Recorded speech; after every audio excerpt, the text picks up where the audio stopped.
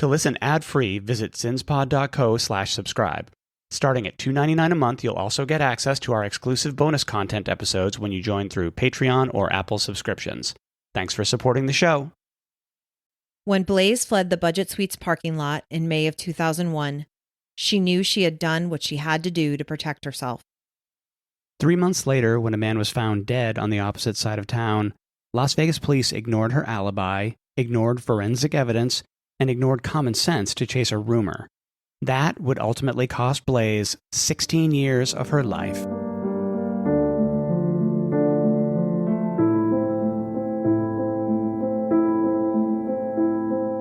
Hi, and welcome to Sins and Survivors, a Las Vegas true crime podcast where we focus on cases that deal with domestic violence, as well as missing persons and unsolved cases. I'm your host, Sean. And I'm your co-host, John. The case we have for you today is the story of a wrongful conviction that resulted in an innocent young woman spending more than 16 years in prison for a crime she didn't commit, and which ultimately resulted in a brutal homicide remaining unsolved for nearly 25 years.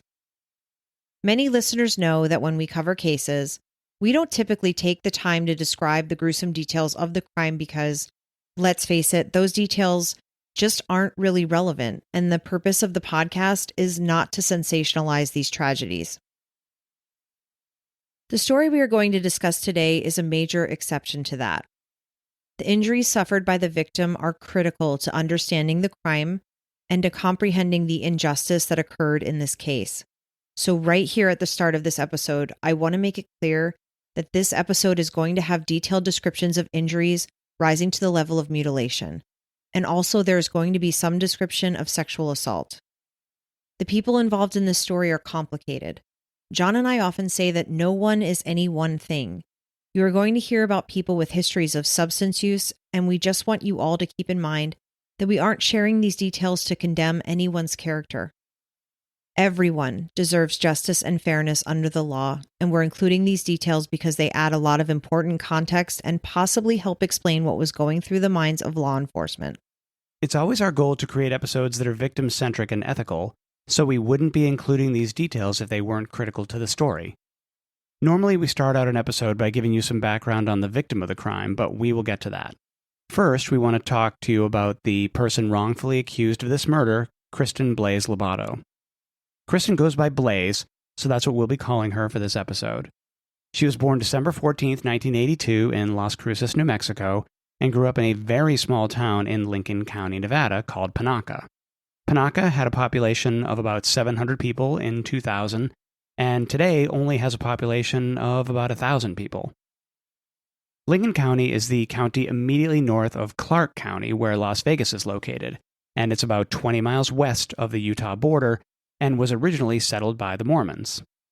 It's one of the oldest towns in Nevada, and it's known for outdoor recreation like hiking, horseback riding, and riding ATVs. Panaca is described as being largely unchanged from when it was first settled, a farming community where the sale of alcohol is prohibited, and one of only 2 places in the entire state where gambling is illegal. It's worlds away from Las Vegas, literally and figuratively, 170 miles north, nearly a 3-hour drive. I think in a town that size, we can assume that it's the kind of community where everyone knows everybody. She was raised by her father, Larry, and her stepmom, Becky, and she has a younger sister named Ashley. She ended up graduating from high school early as she's very bright and also a talented poet. Blaise had it pretty tough growing up, with some traumatic occurrences in her younger years, including sexual assault. She admittedly went through periods of depression and developed a substance use disorder.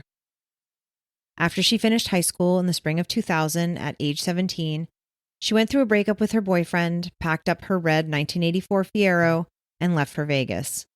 She originally planned to leave for a sort of vacation just to figure out life for a while, but she ended up staying longer than she had planned.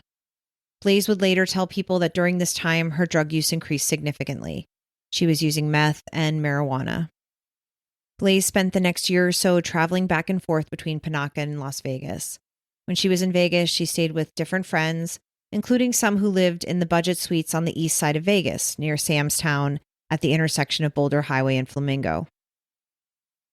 We've talked about weekly hotel rental places on the podcast before, And Budget Suites is one of those places in Las Vegas known as weeklies, where you can rent a hotel room by the week. Many folks use them as short-term apartments. On May 25th, 2001, when she was just 18 years old, Blaise survived a horrifying assault in the parking lot of that Budget Suites. She was headed over there to spend some time with her friends. She drove there in the very early morning hours. The parking lot was very dark, and when she got out of her car, a large man came out of the darkness and grabbed her and tackled her to the ground. She said he was an older man and described him as a giant compared to her, 6 feet tall and 200 pounds. Blaise was only about 5'6" and maybe 100 pounds at that time. She started to cry and he slapped her in the face and told her to shut up, bitch. She said she cried out for help, but no one came to help her, although there were some other people milling about in the parking lot. He began pulling up her skirt and yanking at her underwear, and he pulled out his penis and attempted to rape her. Blaise's dad, Larry, had given her a butterfly knife, which she carried with her for self-defense. She pulled out the knife and stabbed the man in the groin area. He climbed off of her crying in pain, and she ran to her car and drove away. When she left him, he was lying on the ground and crying. She drove to her ex-boyfriend Jeremy's house, but he wasn't home. She left her car there with a note and walked to a nearby church where she called her friends that she lived with, and they came and picked her up. She didn't immediately report the attack to the police because in the past, when she had reported sexual assaults to the cops, they basically blew her off. Blaise believed it wouldn't do any good. Also, at the time, she was using meth and had been up for about 3 days straight before the attack. But she did tell numerous people about what had happened, that she had successfully fended off a rapist by cutting his penis in the Las Vegas parking lot. In mid-June, she and her friend Kimberly drove together to the Utah Shakespeare Festival, and she told her about the attack and that she had slashed the man somewhere near his groin. Kimberly said that she didn't even get the impression the guy was hurt that badly, but mostly that what she did was enough for Blaise to get away. On July 2nd or 3rd of 2001, she told her friend Heather that she defended herself against the sexual assault by cutting the man's abdomen. Heather told Intercept magazine, "I remember asking, well, what happened?" And she said, "I didn't stick around to find out." There were at least 7 other people Blaise told about this attack, including a former teacher of hers named Dixie Tyneken. It was around the time that she shared the story of the attack with her friend Heather that she decided she was done with her partying lifestyle in Vegas. She wanted to stop using drugs and make a major change in her life, so she got in her Fiero and drove home to Panaca on July 2nd. She parked the car in front of her parents' house and moved back in with Larry, Becky, and her sister Ashley. On Thursday, July 5th, she wasn't feeling well, and Becky noticed that she was very lethargic, so she brought her to the doctor. The doctor took both blood and urine samples on July 6th and July 7th. Becky was so concerned about her that she even took July 6th off work to stay home with her. Thankfully, all of her tests were normal and there were no drugs in her system at the time. That Saturday, July 7th, she finally started feeling better. Numerous people saw her around town that day from early morning into the evening. Court testimony shows that at least 13 people, 8 of them not related to her, reported talking to or seeing her around her parents' home in Panaca between July 8th and July 9th. Neighbors, friends, and other non-relatives interacted with her between 10 a.m. and the late evening. In the early morning of July 8th, Larry saw her sleeping on the couch in the living room when he got home from work at around 12:30 a.m., and Becky saw her sleeping there around 5:45 a.m. when she got up for work. Then, around 7 a.m., her cousin John stopped by the house and said that a very sleepy Blaise, still in her pajamas, answered the door when he came over that morning to chat with Larry. Then, around 11:30 that morning, several neighbors saw her out four-wheeling in the neighborhood, and later in the afternoon, around 3 p.m., a friend named Chris Carrington went to the Lobato house and worked out on their gym equipment and chatted with Blaise in the garage between 4 and 6 p.m. Her sister Ashley saw them hanging out together. During the day on July 8th, she was chatting with her boyfriend Doug on and off. He told her that he wanted to stop using drugs and get his life back on track, and he asked for her help. Of course, Blaise, being the cool and kind person she is, agreed to move back to Las Vegas to support him. That evening, he left Vegas and drove to Panaca to pick her up. Chris was still at the house around 10 that night, and he saw Blaise packing up to head back to Vegas. All those calls from Doug were made to her parents' landline and are documented in phone records, as are the outgoing calls she made to Doug's cell phone. She talked to him on the phone on July 8th no fewer than 8 times between 9 a.m. and 11 p.m., and once again on the morning of July 9th at 12:45 a.m. when Blaise was giving him the final directions to her parents' house.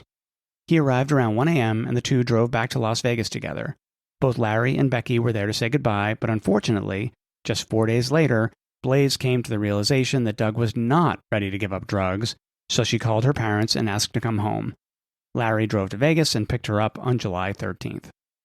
Between July 2nd and July 20th, as many as 13 witnesses noticed and could testify that her car was never moved from in front of her parents' house. Now we want to shift gears and talk about the murder victim in this case, Duran Bailey. Duran Bailey was born on February 25th, 1957 in St. Louis, Missouri, which is how he got his nickname, St. Louis.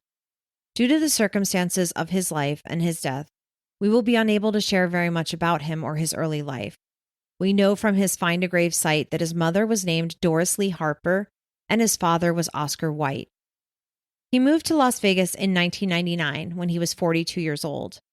He lived in what was then called the Grandview Apartments across the street from the Palms Casino near Flamingo and Arville. He was living with his mom, but when she died, he found himself unable to keep the apartment and he ended up unhoused. But he still hung out around the apartment complex, spending time with other tenants, and at night he would sleep under the freeway overpass near Flamingo. He was also said to be staying in a house behind the Palms Casino. The picture of Duran we get from the court records and other public documents is that of a man who was hardened by life on the streets, involved in drugs, and at times aggressively dangerous. The court testimony and police reports tend to emphasize his harsh lifestyle and his criminal conduct, including domestic violence.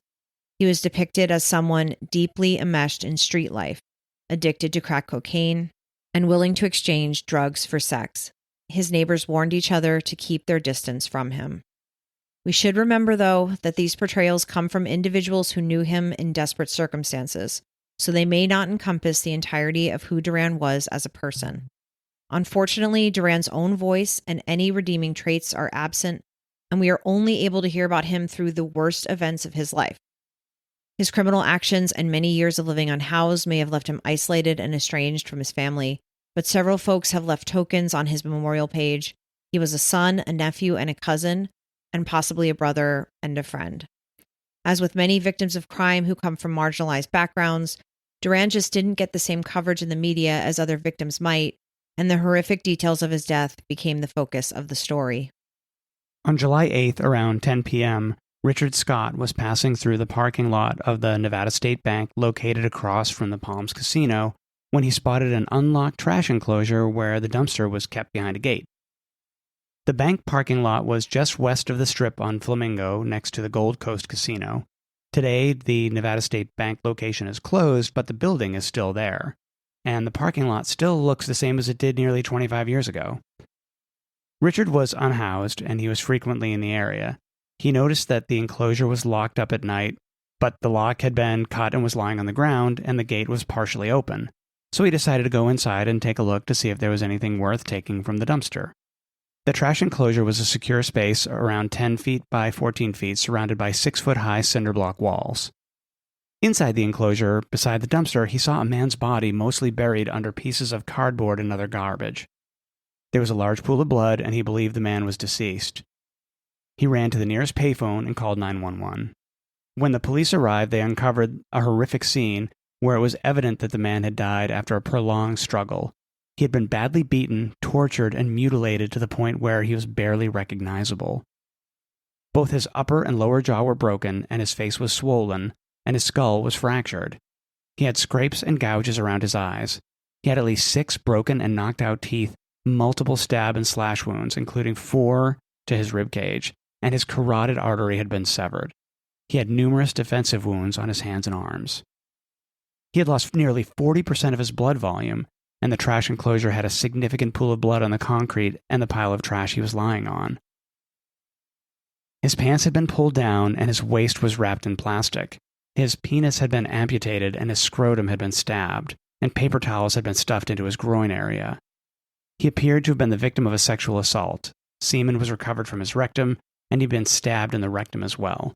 We should note that those last 2 injuries occurred post-mortem.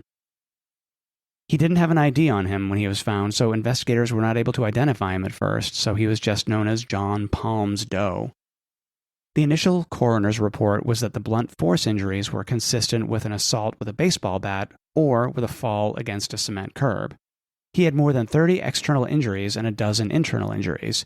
He was 5'10" and weighed 133 pounds. Initially, the time of his death was estimated, and this is important for later, to be between 10 and 18 hours prior to the discovery of his body, so sometime between 4:30 a.m. and 12:20 p.m. on July 8th. Detectives Thomas Townsend and James LaRochelle were assigned to the case. Numerous pieces of evidence were collected at the crime scene, including 22 fingerprints, 3 cigarette butts, a chewed piece of gum, tire tracks leading away from the enclosure, and a single set of bloody shoe prints around the enclosure and one on a piece of cardboard that had covered his face that were in a men's size 9 or 10. Note that the forensic investigators immediately verified that these shoe prints were not made by Richard when he went into the enclosure. His shoes were clean. Police officers were still gathering evidence in the early morning of July 9th when a woman named Diane Parker approached the crime scene. She told officers that she lived in the Grandview apartment complex, which was located on the other side of the parking lot, with her roommate, a man named Stephen King. She was pretty sure she knew the dead man. She said that she had been raped last week and that he was likely the guy who had done it. Detectives Townsend and LaRochelle could see that Diane had bruises on her face and neck. They went back to Diane's apartment to interview her. The apartment was only a few minutes' walk from the trash enclosure. She told detectives that the man who died was called St. Louis or Duran. They were acquaintances, and he was known to spend time around the apartment complex, but she didn't know his last name. On occasion, he would pay her for sex with drugs. She told the detectives that on July 1st, she was drinking beers and hanging out with a few other men who lived in the complex. Duran was hanging around the building and saw her with them. He didn't like that she was spending time with these other men, so he approached her and he slapped her and threatened her in front of them. These neighbors got angry at Duran and told him to get out of there, and they warned him to leave her alone. They told Diane that they would watch her as she went back to her apartment to make sure she got home safely. Later that day, Duran returned to her apartment while Stephen was at work. She told Duran to go away and she didn't want anything more to do with him. He forced himself into her apartment, beat and raped her at knife point. She was afraid to go to the police at first because of her criminal history and a possible open warrant, but did go to the police 3 days later because Duran returned and tried to break into her apartment again. When she reported the crime on July 5th, she went to UMC and was interviewed there, and her injuries were documented. Diane had 2 swollen, blackened eyes, a bruised mouth where he had held his hand to it to keep her quiet, and bruising on her neck where he had pressed the knife to her. On July 5th, she told the officer that reporting the rape was going to get her killed. She told the police, "If you all don't catch him, I will be dead." When she asked the officers to protect her, they told her they couldn't offer her any protection. "You've got to do what you've got to do to protect yourself the best you can." Diane said, "So if he breaks in the door, I have permission to kill his ass, don't I?" The officer said, "If anyone breaks into your house, you have a right to protect yourself. That's the law, whatever it takes." Diane said, "I know Texas law. If you kill him outside, drag him in." The officer said, "That's not the law here, okay? But if somebody's breaking into your house, you have the right to protect yourself. Just like any citizen in Clark County, you know. That's the way it is. Whatever you have to do to protect yourself." Diane said, "I don't want to be scared to walk outside my house." Officer said, "Oh, I understand that. I understand that. But you know at this point, you're probably going to be scared to walk outside until he gets locked up. That's just the way it works. I mean, so that's what we got to do." The officers who took her report did not do any additional work to try and locate or arrest Duran. They didn't show Diane mugshots so she could identify him. They did not accept her offer to drive around with them to places Duran was known to hang out so they could apprehend him. They did not run a criminal background check on Duran or his alias St. Louis to even attempt to find out his full name either. According to Hans Scherer, they would have found his record and they could have obtained a warrant for his arrest. Homicide detectives showed Diane a photo of the deceased man from the bank parking lot, and she said yes, that was Duran, and that yes, he was the man who had attacked and raped her on July 1st. The detectives also asked Stephen some questions, and they examined their shoes for blood, but they didn't find any. The detectives decided that neither of them were suspects in Duran's murder because they were very calm and cooperative. About a week later, on July 17th, the detectives got a copy of the report Diane made at UMC on July 5th, and all of the details seemed to match up with what she had told them on July 9th. Included in the report were the different apartment numbers of the neighbors who had stood up to Duran when he slapped Diane, so they went back to the Grandview apartments to talk to the manager to find out those men's names. The manager said that they never caused any trouble, and when the detectives ran a criminal background check on them, it came back clean. The detectives didn't bother to interview them or even drop by their apartments. On July 23rd, detectives returned to Diane's apartment to do a formal recorded interview with her. During her taped statement, she said she forgot to tell them that when they first came to her apartment on July 9th, that she had some bloody pants and a shirt. She said that they were bloody from when she was attacked. Towson asked if she still had the clothes, and she said yes, but she had washed them, and the detective just accepted that and dropped it. What's interesting about this is that Diane never mentioned any blood or bleeding as a result of the attack on July 1st in her report. When her injuries were photographed at UMC, she didn't have any cuts or bandages. The detectives asked them about the bloody clothes and the shoes on July 9th, but suddenly they weren't interested in any possibly bloody clothing on July 23rd. What is clear from what she told the officer and the detectives is that Diane was terrified of Duran. She repeated over and over that she feared for her life after he showed up on July 4th and pounded on her door and windows and threatened her. She asked the police for help but got no help from them. She believed he had murdered someone in the past and that he had threatened to kill her if she went to police. She told the officers, "If you don't catch him, I will be dead." I really agree with you. When I was researching this, all of this felt really off. It feels like Diane and her neighbors, and even possibly Stephen, at least should have been asked about their whereabouts during the suspected time of Duran's death. Because it seems you have a starting point with a motive here, possibly, and they all live so close to the crime scene. One thing I read was that Stephen, Diane's roommate, would later say that Duran didn't live in that trash enclosure. That wasn't where he was known to hang out or sleep. So that seems to imply that Diane wouldn't have just known the deceased man in the enclosure would likely be Duran, which makes me a little suspicious that she would walk over there less than 12 hours after he was found dead and say she thinks she knows who this dead man is. So for me, there's just something missing to this part of the story here. I have more to say about the folks who lived in the Grandview apartments in our next episode. For now, we're going to turn back to Blaise.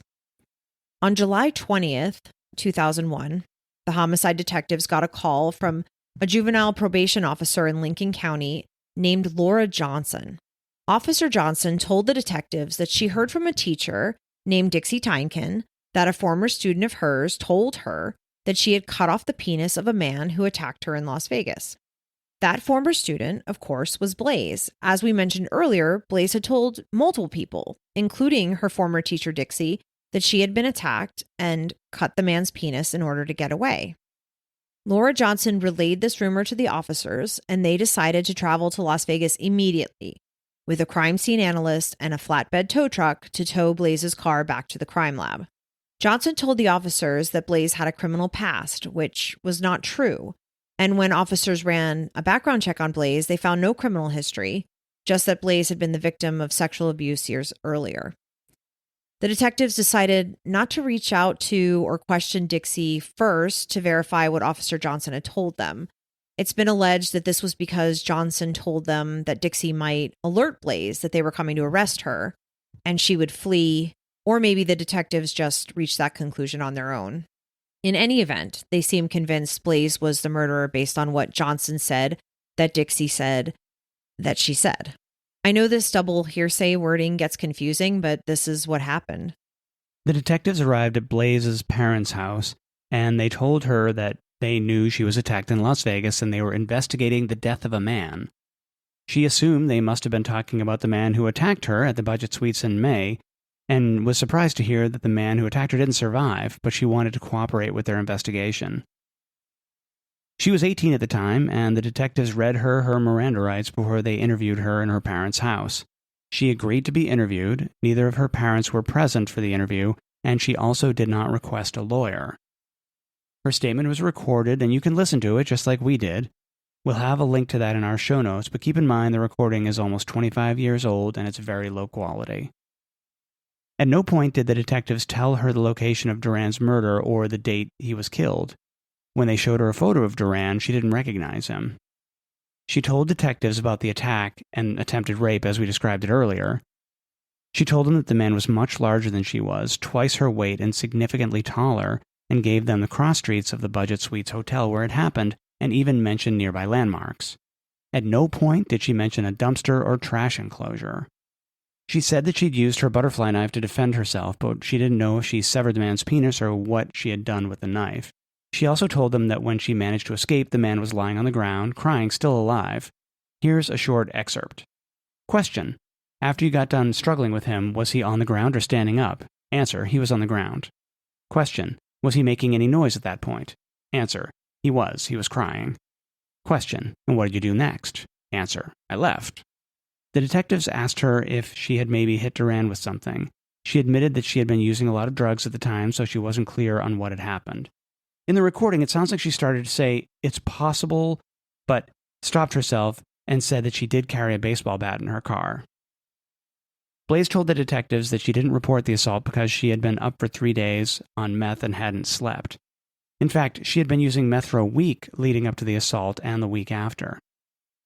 The detectives asked her what shoes she was wearing. She told them she was wearing a pair of black high-heeled platform shoes, and she gave them to the detectives. She also told the detectives that she had met another woman who she thought might have been raped by that same man in the past, though she didn't know her name. Another question. Okay, and did this person say anything about something that happened to her, or did she just seem upset? Answer. She said that she had been hurt, and she couldn't believe that something like that had happened. She just kept saying that over and over. Question. And how soon was it that you talked to her before you were attacked? Answer. It was after I was attacked. Question. After you'd been attacked? Answer. Yes. It had already been over a month ago. Detectives were talking to her just 12 days after Duran's murder, and she mentioned to them that she was attacked more than a month ago. In case you didn't pick that up, the timeline doesn't match up at all, and assuming that's all true, this should have eliminated her as a suspect, or at least prompted the detectives to keep asking questions. Instead, Detective Towson sounded a little surprised, but concluded the interview without any follow-up questions and turned off the recorder. She was then placed under arrest for first-degree murder, and her car was seized into evidence. I feel like this first episode has been a lot to take in already, so before we start to conclude this one, let's review a few things that we know and a few of the facts that aren't coming together at this point. Obviously, we have the benefit of 25 years of hindsight, but there are some glaring things that weren't lining up here right from the start.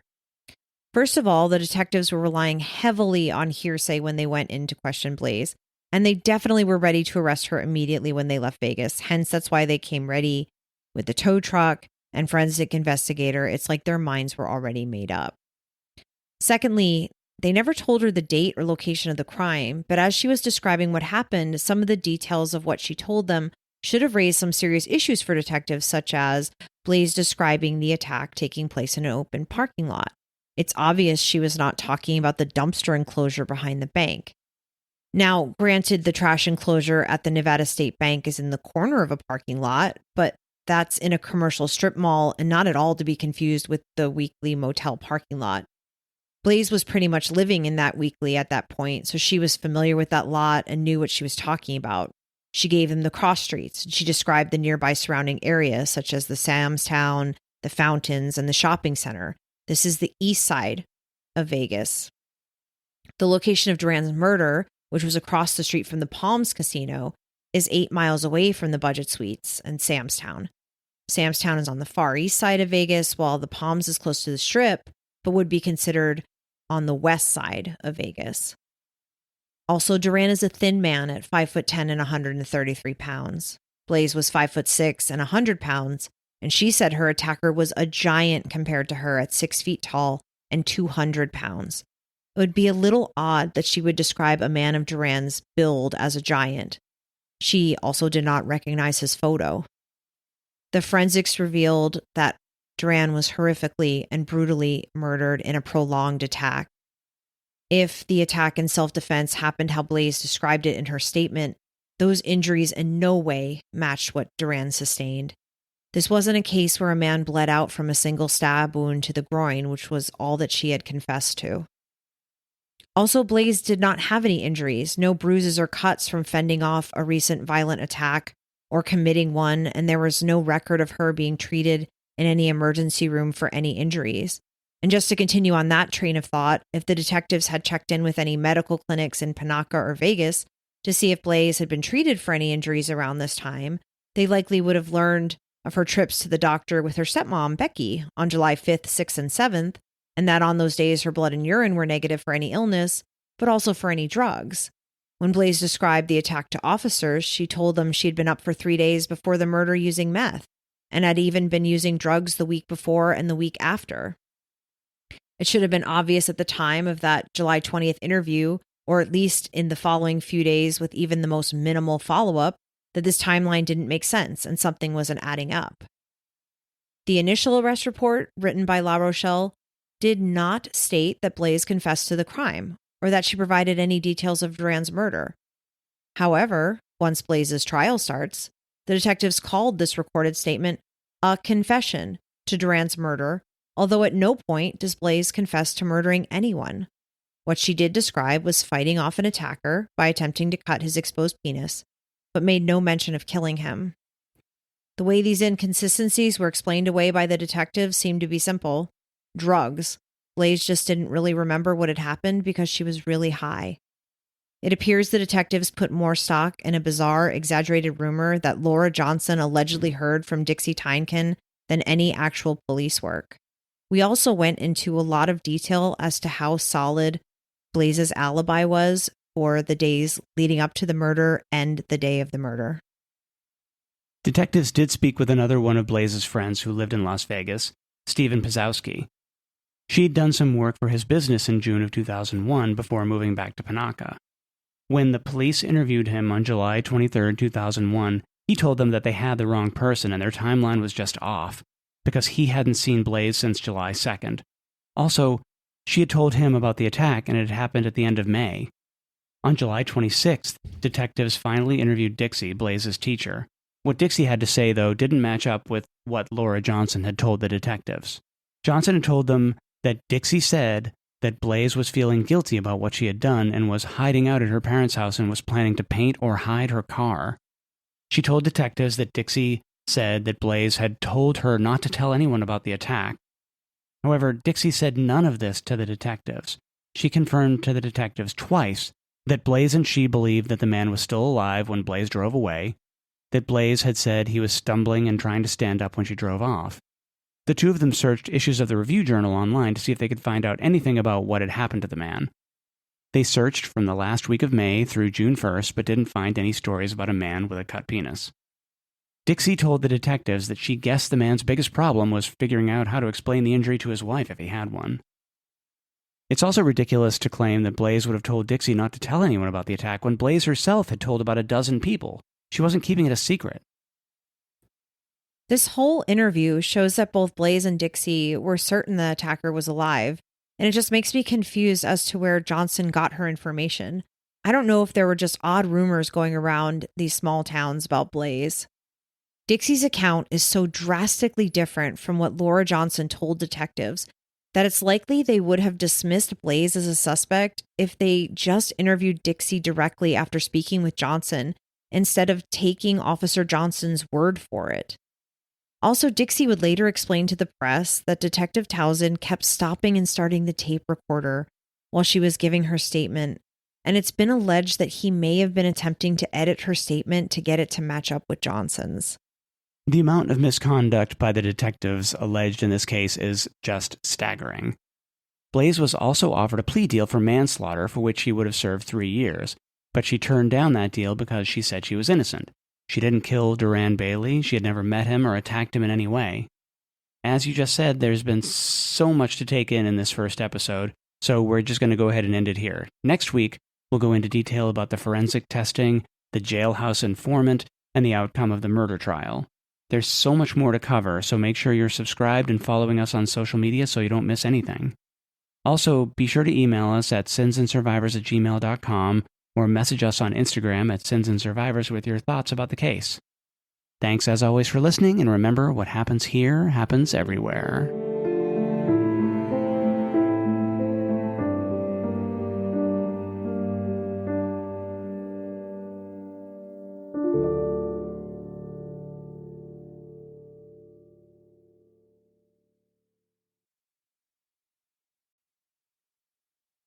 Thanks for listening. Visit sinspod.co/subscribe for exclusive bonus content and to listen ad-free.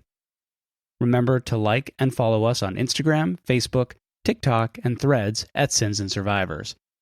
If you're enjoying the podcast, please leave us a review on your podcast platform of choice. You can contact us at questions@sinsandsurvivors.com. If you or someone you know is affected by domestic violence or needs support, please reach out to local resources or the National Domestic Violence Hotline. A list of resources is available on our website, sinsandsurvivors.com. Sins and Survivors, a Las Vegas true crime podcast, is researched, written, and produced by your hosts, Sean and John. The information shared in this podcast is accurate at the time of recording. If you have questions, concerns, or corrections, please email us. Links to source material for this episode can be found on our website, sinsandsurvivors.com. The views and opinions expressed in this podcast are solely those of the podcast creators, hosts, and their guests. All individuals are innocent until proven guilty.